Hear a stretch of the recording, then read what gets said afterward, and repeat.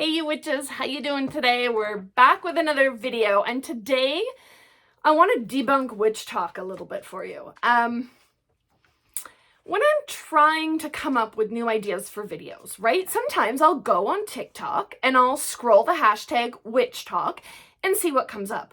And often it gives you a good idea sort of what people are talking about right now and what are some hot button topics, and just oftentimes I'll just see a video and I'm like, oh, I don't know, but I could talk about that, right? I could refute that. I could discuss that idea.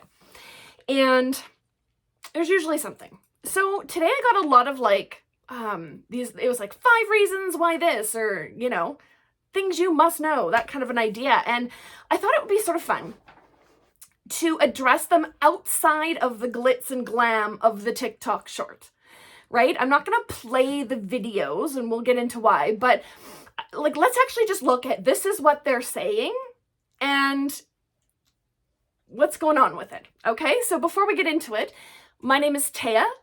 For those of you who are new around here, welcome to the channel. And for those of you who are returning viewers, maybe coming in from another video, thank you so much. I really appreciate the support. And all of you, please consider subscribing. It's a really great way to help us build the channel. Okay, witch talk. Let's just jump right into it. Like I said, I'm not going to play the videos for a few reasons. First of all, I don't want to feed the algorithm by watching them over and over while I'm filming it. Second of all, by sending all of you over to go and watch these people, because I don't think they're great creators. Second of all, I don't know how to do that. That requires editing. I do one-shot videos. I don't really edit. And finally, I want to look at these factually, like I said, outside the sort of glitz and glam. I'll give you sort of an overview there's 3 videos of each one and sort of what they look like and how they're put together, but I want to look at them kind of factually. So we're going to start with one, and it was 5 witch tips you need to know. And it's a voiceover with captions and like background music, and she's kind of showing each thing as she talks about it. Like you can see her hands on the screen and stuff, right? So, 5 witch tips you need to know. Number 1, start your day by stirring your coffee or tea clockwise while saying your affirmations for the day. Number 2, trim or cut your hair on a new moon to promote growth. Number 3, to cleanse your home, sprinkle salt over the floor, leave it overnight, and then vacuum or sweep it up in the morning. Number 4, carry 3 cloves on you to protect from harm and jealousy. And number 5, write currency signs on a bay leaf and put it in your wallet to attract money. Is that witchy? Yeah, it's kind of witchy, right? We've all sort of seen it going around. It's kind of a trope, right? A trope is a commonly overused theme or device. These are tropes. They are very overused. If you're a witch, you stir your coffee clockwise in the morning while saying your intentions. Like, have we not heard that 100 times, right? So it's witchy, but these are kind of a little... But is it really witchcraft, what she is saying here? It's very new agey. It's superstitions. It's folk practices. But is this witchcraft? If you do these things, does that make you a witch? And are these need to know things? She said 5 witch tips you need to know. So I would ask, is this what passes for educational content? I don't know that she kind of hit the mark here. Are these things that you need to, is it a cute video? Absolutely, with her little hands, stirring. She shows it stirring the milk into the coffee and showing you 3 cloves and, writing dollar signs on a bay leaf and tucking it into your wallet. It's cute. It's very, has a very witchy aesthetic to it. But is that witchcraft? Or is that more folk practices and new agey stuff? I don't know. All right, the next one. Love this video. Why you can't ever lie to a witch. And this video, it's got the girl in it. She's got this big, gorgeous, curly hair. She's beautiful. She's wearing like a blue t-shirt, it's got like a big tarot card on the front, and she's like kind of dancing with some lit incense. Very witchy vibe, I like it. And it says, why you can't ever lie to a witch. And again, it's overdubbed with subtitles. We can feel it. We can ask tarot. We can use a pendulum. We'll have dreams about it. We can cast a truth spell. Our spirit guides and ancestors will tell us. And then, again, this is all just done in captions. Sorry, there is no voiceover. It's all done in captions. It says, a lot of witches are known for hexing manipulative people. And that's the video. So, I love the don't fuck with me vibe of this video. The don't fuck with witches. We know. I love the vibe. But is it sort of feeding a false narrative? Are witches truth tellers? Do we always know when someone is lying? It's kind of, she's presented as an absolute. Why you can't ever lie to a witch.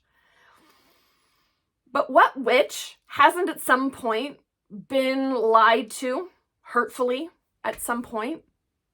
Since I've been a witch, I've had men that I've dated who have totally bald-faced lied to me.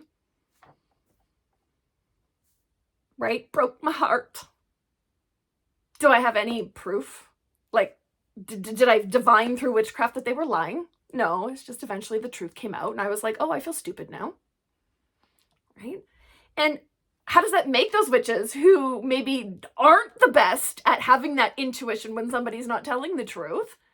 I mean, do you come home at the end of the day and go through every conversation of your day and do divination to see if it was truthful? No. I mean, can we do divination? For sure, right? Like, I feel like, well, I don't know, right? My friends were all busy tonight, but I feel like something's going on. Maybe they're getting together without me, right? Maybe I'll do some divination about it. Oh, and a truth spell? My dudes, if you have a good truth spell that will reveal when somebody is lying to you, leave it in the comments below. We need that. Again, right? It's just feeding a false narrative that we are somehow these truth tellers. And again, I love the vibe of it. Like, I'm looking at this girl going, I want to be her. If that's what being a witch is, I want to be that. But again, right? Are these really things that we can do? Definitively, all the time. And our final video, the most entertaining of them all, is the top 5 things I'd never do as a witch. And never is like bolded. Now, this one is a scenic video. There's no person. It's just a voice overlay with, again, some captions. And it's like her local park or something. She's taking a video. 5 things I never do as a witch. Number 1, play with a Ouija board ever. Number 2, never post photos of my relationship or my partner. Number 3, I'd never post a photo of my workings or personal altar, who I work with, or my head. And head was like bolded. My head. Number 4, I'd never eat food a man cooked for me that's not my lifelong partner or husband. Oddly specific, okay. Number 5, I'd never whistle at night. It calls the spirits to you. And number 6, I'd never post photos or videos of my children or family. Now, these are things she would never do as a witch. So, let's take a look at these. 3 of these. One is I'd never post a picture of my partner or my relationship. I'd never post a picture of my head, and I'd never post pictures or videos of my family or my children. Okay, on one hand, that is like a good common practice. Like, hey, if you really want to stay safe on the internet, right? Don't post personal stuff like that. But this is something she would never do as a witch. So it seems to imply that as a witch, it is extra dangerous to do these things, right? Half of her posts, 3 out of 6 of these points, were about photos that she would never post. So to me, it just implies, yeah, that there's like as a witch, this is extra dangerous. Why? Are there people out there trying to get you? Is there some secret witch war that I don't know about? I'm not really sure why as a witch these are so not safe. All right, the next one. Right? Never posting a photo of her workings, her personal altar, or who she works with. For a lot of witches, those are common practice. But again, the way it's presented, never, I would never in bold letters, seems again to imply that there is like this legion of people out there just waiting for you to post about your personal practice. And like, whew, they're gonna get you. Again, it's common practice for a lot of people that don't post personal stuff like altars or current workings, that kind of thing. They're not going to post them online because yes, you know, there could be some interference. But the way it's presented here, it's like, I would never. Again, what am I missing? All right, the next one. Never eat food a man cooked for me that's not my lifelong partner or husband. Okay, are men in particular out to get witches? Does she know something that I don't know? What about your father or your brother or your friend's husband? We're going over for a barbecue and he's out back on the grill. Sorry, can't eat it. What about eating in restaurants? Very common for men to work in restaurants of kitchens, right? Then she says she would never whistle at night. It calls the spirits to you. Now, that is actually Indigenous lore. I actually just learned that a couple weeks ago. That is Indigenous lore. And I mean, again, makes sense, right? That's the lore, is don't whistle at night. But coupled with everything else that she's presenting, it again, it's like, oh, now the spirits are out to get you. And then the very first point she made was she would never play with a Ouija board ever, in bold letters. And again, that's a common point among many witches, is that they don't feel Ouija boards are safe or talking boards are safe. Many witches use them as a form of spirit communication, right? If used properly, there's nothing to worry about there. But again, it's got this, the spirits are out to get you. They're going to get you. Don't use a spirit board. Don't whistle at night. So to me, this post was a little bit scary. It's like fear mongering, right? And it just sort of implies that there's some kind of a witch war going on, right? That other practitioners are out to get you and that the spirits are out to get you. And I guess my question is, why would I want to be in witchcraft at all if these things are like, oh my gosh, like this is scary stuff. And again, I just think there's so much fear mongering out there that isn't necessary. Do we need to like practice safety? Yeah, for sure. Just like we do in everyday life. You know, is every car out to run you over? No, but do you look both ways before you cross the street? Yeah, it's like best practice, right? You're going to do that. But does that mean you should be terrified of all cars at all times? No. So I guess what I'm looking at from these 3 videos is, do they paint witchcraft in any sort of a welcoming or positive light? One is dopey and trope-filled. It's basically just regurgitating mindless content that we've seen in meme after meme after meme. Another one is implying that we have powers that we certainly don't have. And the last one is just out and out fear-mongering. So do each have some kernel of truth or practical application? I would say, yeah, they probably do. Potentially, but it's nuanced. And nuance is what we lose in a 60-second video format that emphasizes visuals and overdubbing with background music over actual content. Now, I'm not saying my content is perfect either. You know, as creators, we can all kind of get tunnel vision where you're like, this is the message I want to give, and you forget about those little nuanced side bits, right, that you need to add on. And, you know, that those nuanced bits get left unsaid. It happens, right? But TikTok is like a platform that actually encourages that lack of nuance, that absolutism. You never do this. These are the, like, you need to know this. Don't ever lie to a witch.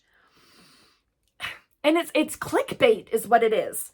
Now, listen, I use clickbait titles, right? I have done posts like, these are the top 10 ways to know if you're a witch, blah, blah, blah, blah, blah, right? Clickbait titles, totally done it. But in a long form video, you can add in explanation and education. You can add in a little bit of nuance. In 60 seconds, the content stays in the clickbait zone, right? It's just about clout. So we just want people to come in and see this and go, oh, cool, like. Share, share, share, share, share. That's it.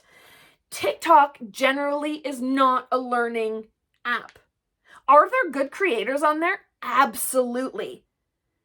But to be fair, most of them don't even use the Witchtok hashtag because it's such a hot mess over there, right? So there are definitely good content creators on TikTok. If you know some, hey, leave them in the comments below. I'd love to know who you're watching on there that you think is actually worth watching. I could definitely put that in another video about, recommended TikTok creators, but I just didn't have time to go through my list today. But yeah, there's definitely some good content on there, but a lot of it is a little cringe. It's a little bit clickbaity. It's a little bit misrepresentative of what witchcraft is. So I'd like to know, what do you think? The good, the bad, the ugly, where do you stand on TikTok, on Witchtok? Are there good content creators you can recommend on there? Hit us up in the comments. I would love to know. And otherwise, that's our video for today. We'll catch you in the next one. Thanks so much, you guys.